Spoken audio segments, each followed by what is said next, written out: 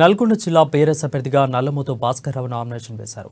అమరవీరుల స్తూపం వద్ద నివాళులర్పించి భారీ ర్యాలీగా వెళ్లి ఆర్ఫో కార్యాలయంలో నామినేషన్ పత్రాలు అధికారులకు అందజేశారు. కేసీఆర్ పాలనలోనే తెలంగాణ అభివృద్ధి సాధ్యమవుతుందని భాస్కర్రావు తెలిపారు.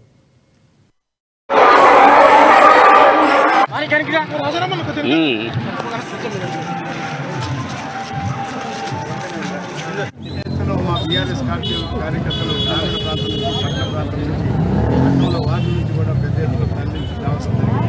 ఎందుకంటే వాళ్ళందరికీ కూడా నేను ప్రతి ఒక్కళ్ళ కాళ్ళు పాదాలు కడిగినా కూడా వాళ్ళ తీర్చుకున్నాను. ఎందుకంటే వాళ్ళు నా మీద ఉన్న అభిమానం, ప్రేమ, మా నాయకుడి మీద ఉన్న విశ్వాసం, కేసీఆర్ గారి మీద ఉన్న విశ్వాసం దీనికి కారణమని మనం చేస్తున్నాను. ఎందుకంటే నేను తప్పుడు మందితో చేద్దామనుకుంటే వాళ్ళందరూ వాళ్ళే పెద్ద ఎత్తులో ఈ సమూహం కదిలిచ్చింది.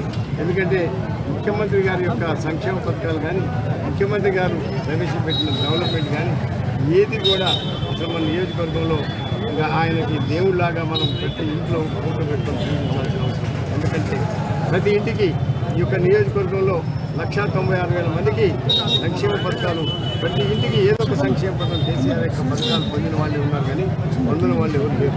ఇవాళ రైతు బంధు కానీ, రైతు బంధు ఒక్క మన నియోజకవర్గంలో 166,000 మందికి రైతు బంధు ఇచ్చే కార్యక్రమం, రైతు రుణమాఫీ కావాలని చేస్తుంటేనే ఎత్తులో మా బీఆర్ఎస్ కార్యకర్తలు గ్రామీణ ప్రాంతం నుంచి పట్టణ ప్రాంతం నుంచి పట్టణంలో వార్డు నుంచి కూడా పెద్ద ఎత్తున తరలించి రావాల్సి జరిగింది. ఎందుకంటే వాళ్ళందరికీ కూడా నేను ప్రతి ఒక్కళ్ళ కాళ్ళు పాదాలు కడిగినా కూడా వాళ్ళ తీర్చుకున్నాను.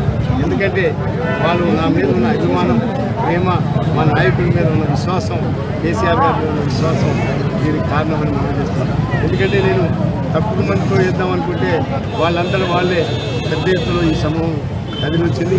ఎందుకంటే ముఖ్యమంత్రి గారి యొక్క సంక్షేమ పథకాలు కానీ, ముఖ్యమంత్రి గారు ప్రవేశపెట్టిన డెవలప్మెంట్ కానీ ఏది కూడా అసలు మన నియోజకవర్గంలో ఇంకా ఆయనకి దేవుళ్లాగా మనం ప్రతి ఇంట్లో ఫోటో పెట్టుకొని చూపించాల్సిన అవసరం. ఎందుకంటే ప్రతి ఇంటికి ఈ యొక్క నియోజకవర్గంలో 196,000 మందికి సంక్షేమ పథకాలు, ప్రతి ఇంటికి ఏదో ఒక సంక్షేమ పథకం కేసీఆర్ యొక్క పథకాలు పొందిన వాళ్ళే ఉన్నారు కానీ పొందిన వాళ్ళు ఎవరు లేరు.